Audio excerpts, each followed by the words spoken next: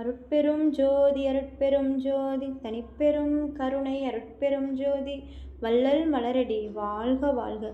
ஜீவகாருண்ய ஒழுக்கம் முதற் பிரிவின் தொடர்ச்சி.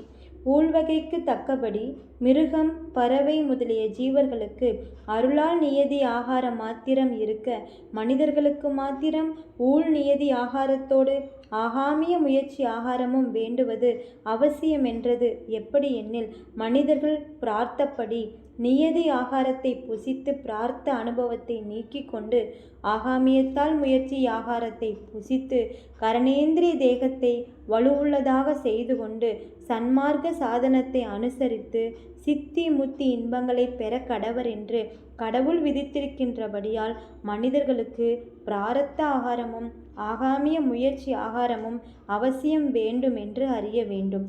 மிருகம், பட்சி, ஊர்வன, தாவரம் என்கின்ற ஜீவ தேகங்கள் தண்டனை நிமித்தம் விதித்த தேகங்கள் ஆதலால் பிராரத்த ஆகாரம் கடவுள் விதித்த வண்ணம் அருட்சக்தியால் தடைபடாமல் கொடுக்கப்படும் ஆகலில் ஆகாமிய ஆகாரம் சம்பாதிக்க வேண்டாமென்று அறிய வேண்டும். ஆனால் ஜீவகாருண்யம் எல்லா ஜீவர்களுக்கும் பொதுவென்று முதலில் குறிக்கப்பட்டது என்னென்ன எண்ணில், ஜீவகாருண்ய ஒழுக்கத்தில் முக்கியமாக எல்லா மனிதர்களுக்கும் பொதுவில் பசியினால் வரும் துன்பத்தை நிவர்த்தி செய்து ஆகாரத்தால் திருப்தி இன்பத்தை உண்டு பண்ண வேண்டும் என்றும், பசியைப் போல் வேறு வகையினால் ஜீவகொலை நேரிடுவதனால் அந்த ஜீவகொலையை தம்மால் கூடிய வரையில் எவ்விதத்திலாயினும் தடை செய்து உயிர் பெறுவித்து சந்தோஷிப்பிக்க வேண்டுமென்றும், பிணி, பயம் முதலிய மற்ற ஏதுக்களால் ஜீவர்களுக்கு துன்பம் நேரிடில் அத்துன்பங்கள் தங்களால் நீக்கத்தக்கவைகளாகில் நீக்க வேண்டுமென்றும், மிருகம், பறவை, ஊர்வன, தாவரம் முதலிய ஜீவர்களிடத்து பயத்தினால் வரும் துன்பத்தையும் கொலையினால் வரும் துன்பத்தையும் எவ்விதத்தும் நிவர்த்தி செய்ய வேண்டுமென்றும், அவற்றுள் துஷ்ட ஜீவர்களிடத்தும் சிறிது பயத்தினால் வரும் துன்பம் மாத்திரமே அல்லது கொலையினால் வரும் துன்பங்களை செய்யப்படாது என்றும், இவ்வகை முழுதும் ஜீவகாருண்யமே ஆதலால் எல்லா உயிர்களிடத்தும் ஜீவகாருண்யம் வேண்டுமென்று கடவுளால் ஆணை செய்ததென்று அறிய வேண்டும். மனிதர்கள் தங்கள் வாழ்க்கைக்கு சகாயமாக சம்பாதிக்கின்ற உயிர்களில் சில உயிர்கள் தாமச ஆகாரமாகிய மாமிச ஆகாரம் செய்வதனால் அவைகளுக்கு பசியாற்றுவிக்கும் போது அந்த ஆகாரத்தை கொடுத்து ஆற்றுவிக்கப்படாதோ எனில், ஒரு ஜீவனை கொன்று ஒரு ஜீவனுக்கு மாமிசத்தால் பசியாற்றுதல் ஜீவகாருண்ய ஒழுக்கமேயல்லவென்றும் கடவுள் சம்மதமும் அல்லவென்றும் இவைகட்கு முழு விரோதமென்றும் அறிய வேண்டும். எல்லா ஜீவர்களும் இயற்கை உண்மை ஏக தேசங்களாகி கடவுள் இயற்கை விளக்கமாகிய அருளுக்கு இடமாக இருக்கின்றபடியாலும், கடவுள் இயற்கை விளக்கம் மறைபடும்போது ஜீவத்தன்மை இல்லாதபடியாலும், கடவுள் இயற்கை விளக்கமும் ஜீவன் இயற்கை விளக்கமும் ஒன்றோடொன்று மாறுபடாதகளாலும், கடவுள் இயற்கை விளக்கமும் ஜீவன் இயற்கை விளக்கமும் அந்தந்த தேகங்களிலும் விளங்குகின்றபடியாலும், ஒரு ஜீவனை வதைத்து அதனால் மற்றொரு ஜீவனுக்கு பசியாற்றுதல் ஜீவகாருண்ய ஒழுக்கத்திற்கு முழு விரோதமென்றே அறியப்பட வேண்டும்.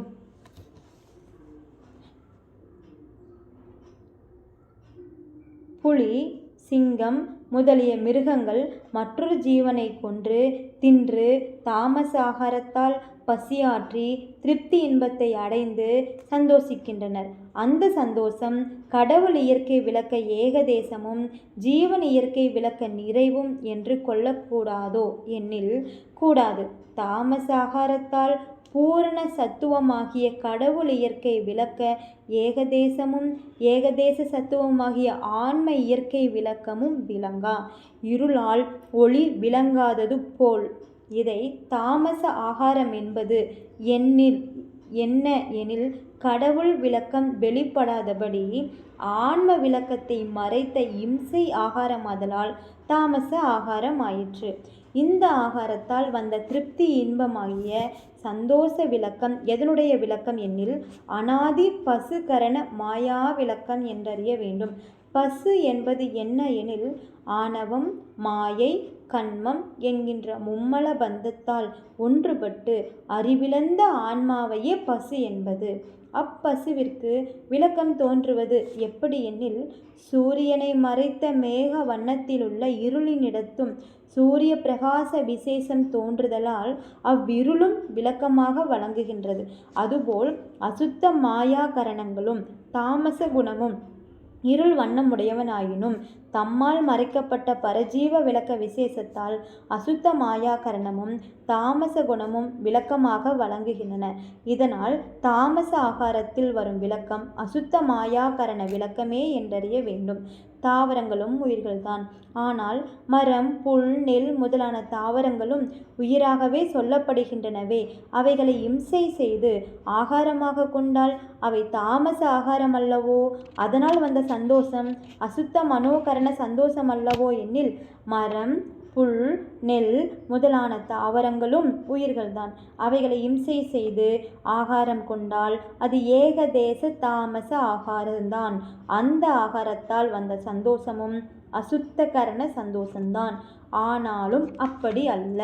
மரம் புல் நெல் முதலான ஜீவர்கள் பரிசம் என்கின்ற ஓரறிவை உடைய ஜீவர்கள் ஆதலாலும் அவ்வுடம்பில் ஜீவ விளக்கம் ஒரு சார் விளங்குதலாலும் அவ்வுயிர்கள் தோன்றும் வித்துக்களும் மற்ற வித்துக்கள் போல் சடமாதலாலும் அவ்வித்துக்களை நாமே விதைத்து உயிர் விளைவு செய்ய கூடுமாதலாலும் அவ்வுயிர்களை வேறு செய்யாமல் அவ்வுயிர்களிடத்து உயிரில்லாமல் உயிர் தோன்றுதற்கிடமாகிய சடங்களாக தோன்றிய வித்துக்களையும் காய்களையும் கனிகளையும் பூக்களையும் கிழங்குகளையும் தலைகளையும் ஆகாரங்களாக கொள்வதேயன்றி அவ்வுயிருள்ள முதல்களை ஆகாரமாக கொள்ளாதபடியாலும் அவைகளில் வித்து காய் கனி முதலானவை கொள்ளும்போது சுக்கிலம் நகம் ரோமம் முதலியவைகளை வாங்கும்போது இம்சை உண்டாகாமை போல் இம்சை உண்டாகாதபடியாலும் தாவர வர்க்கங்களுக்கு மனம் முதலான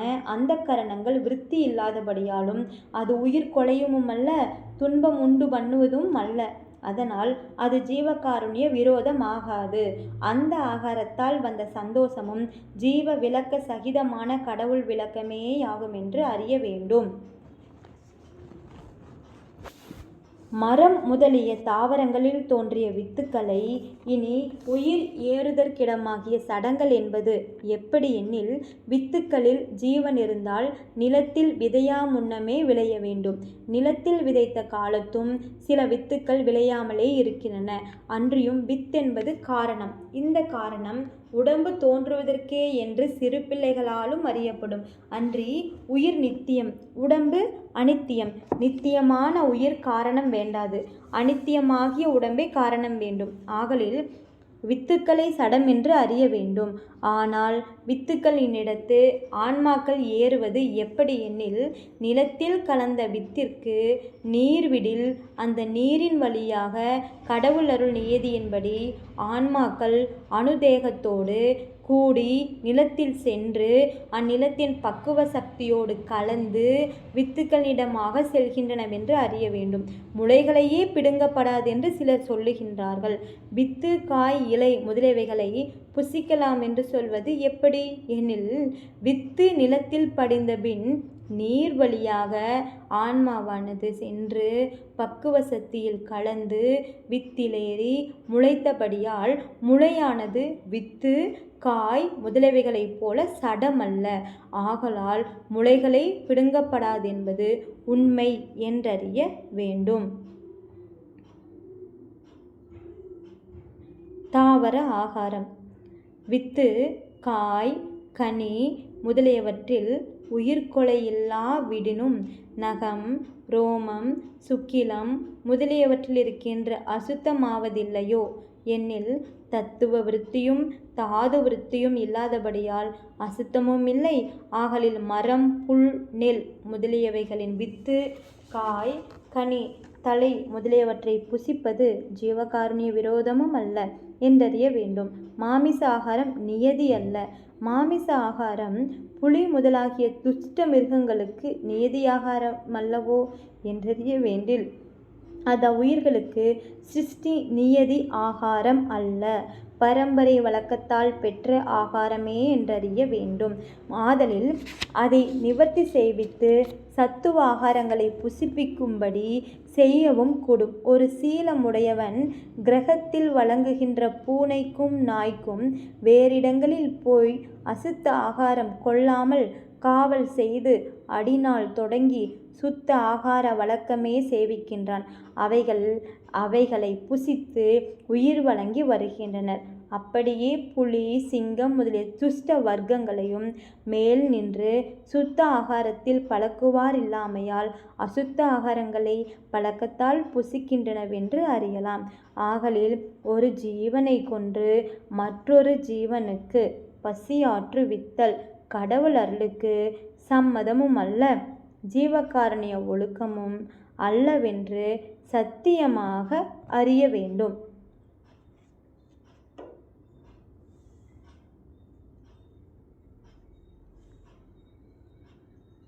இந்த ஜீவகாருண்யம் என்கின்ற சாதனத்தில் சாத்தியமாகின்ற இன்பம் அபர இன்பம் என்றும் பர இன்பம் என்றும் இருவகைப்படும். அபர இன்பம் இச்சை முதலியவைகளை பற்றி உண்டாகின்ற துன்பத்தை நிவர்த்தி செய்விப்பதில் வரும் இன்பம் அபர இன்பமாகும். அவை இம்மையில் அனுபவிக்கின்ற இன்பங்களில் சிலவென்று அறிய வேண்டும். அவை எவை எனில், உடுப்பதற்கு வஸ்திரமில்லாமலும், இருப்பதற்கு இடமில்லாமலும், உழுவதற்கு நிலமில்லாமலும், பொருந்துவதற்கு மனைவி இல்லாமலும், விரும்பியபடி செய்வதற்கு பொருள் முதலிய வேறு வேறு கருவிகள் இல்லாமலும், துன்பப்படுகின்ற ஜீவர்கள் விஷயத்தில் ஜீவகாருண்யம் தோன்றி உடுப்பதற்கு வஸ்திரம், இருப்பதற்கு இடம், உழுவதற்கு நிலம், பொருந்துவதற்கு பெண், விரும்பியபடி செய்வதற்கு பொருள் முதலானவை கொடுத்தபோது பெற்று கொண்டவர்களுக்கு உள்ளிருந்து முகத்தினிடமாக தோன்றுகின்ற இன்ப விளக்கமும், அந்த இன்பத்தை கண்டு கொடுத்தவர்களுக்கு உண்டாகின்ற இன்ப விளக்கமும் கடவுள் கரணத்தில் ஏக தேசமும் ஜீவகரணத்தில் பூரணமாக தோன்றுகின்றவையாகலால் அது அபர இன்பம் என்று அறிய வேண்டும். அன்றி தன் வஸ்திரம் தாழ்ந்ததாகவும் அந்நியன் வஸ்திரம் உயர்ந்ததாகவும் கண்டு அதில் ஆசை வைத்து வருந்துகின்ற வருத்தமும் கண்டால் காருண்யம் வேண்டாவோ எனில் பர ஜீவகாருண்யம் பர இன்பம் பசியினால் வரும் துன்பத்தை நிவர்த்தி செய்விப்பதில் வரும் இன்பம் பர இன்பமாகும். அவை இம்மையில் போக சித்திகளாலும் யோக சித்திகளாலும் ஞான சித்திகளாலும் வருகின்ற இன்பங்களும் முடிவில் அனுபவிக்கப்படும் மோட்ச இன்பமும் ஆகுமென்றறிய வேண்டும். உண்பதற்கு ஆகாரமில்லாமல் சோர்வடைந்த ஜீவர்களுக்கு ஜீவகாருண்யத்தால் ஆகாரம் கொடுக்க உண்டு பசி நீங்கிய தருணத்தில் அந்த ஜீவர்களுக்கு அகத்தினிடத்தும் முகத்தினிடத்தும் தழைந்து பொங்கி ததும்புகின்ற இன்பமும் அது கண்டபோது கொடுத்தவர்களுக்கு அகத்திலும் முகத்திலும் அவ்வாறு உண்டாகின்ற இன்பமும் ஆன்ம சகிதமாகிய கடவுள் கரணத்தில் பூரணமாக தோன்றுகின்றவை. ஆதலால் பர இன்பம் என்று அறிய வேண்டும்.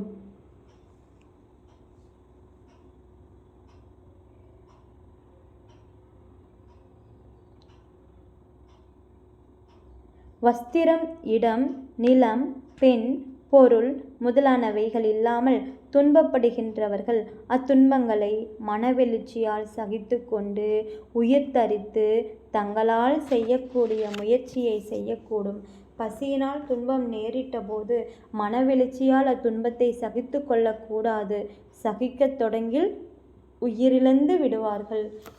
பசியின் சகியாமை பசி நேரிட்ட போது பெற்றவர்கள் பிள்ளைகளை விற்றும், பிள்ளைகள் பெற்றவர்களை விற்றும், மனைவியை புருஷன் விற்றும், புருஷனை மனைவி விற்றும் அந்த பசியினால் வரும் துன்பத்தை மாற்றிக்கொள்ள துணிவார்கள் என்றால் அந்நியமாகிய வீடு, மாடு, நிலம், உடைமை முதலியவைகளை விற்று பசியை நீக்கிக் கொள்வார்கள் என்பது சொல்ல வேண்டுவதில்லை.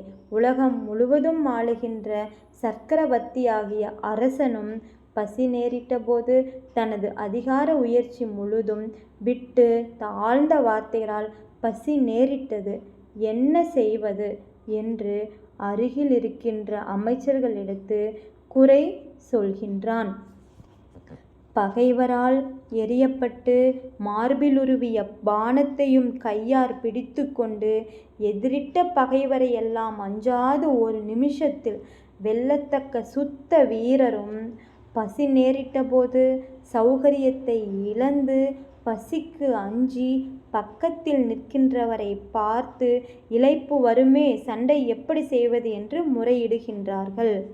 இவ்வுலக போகங்களோடு இந்திர போகம் முதலிய போகங்களையும் துரும்பாக வெறுத்து முற்றும் துறந்து அவை அறிந்து அனுபவம் விளங்கிய ஞானிகளும் இந்திரியங்களை அடக்கி மனோலயம் செய்து உண்மை நிஷ்டையில் இருக்கின்ற யோகிகளும் இறந்தோரையும் எழுப்பத்தக்க அளவிறந்த மகத்துவங்களை விளங்கிய சித்தர்களும் முனிவர்களும் தவசிகளும் பசி நேரிட்ட போது தங்கள் தங்கள் அனுபவ லட்சியங்களை விட்டு அடுத்த ஊரை நோக்கி பழிக்கு வருகின்றார்கள். பழி நேராத போது நிலை கலங்குகின்றார்கள். சொப்பனத்தில் ஓர் இழிவு வரினும் அது குறித்து உயிர்விடத்தக்க மானிகளும் பசி நேரிட்ட போது சொல்லத்தகாதவரிடத்தும் சொல்லி மானம் குலைகிறார்கள். சாதி சமய ஆசாரங்களில் அழுத்தமுடைய ஆசாரியர்களும் பசி வந்தபோது ஆசாரத்தை மறந்து ஆகாரத்திற்கு எதிர்பார்க்கின்றார்கள்.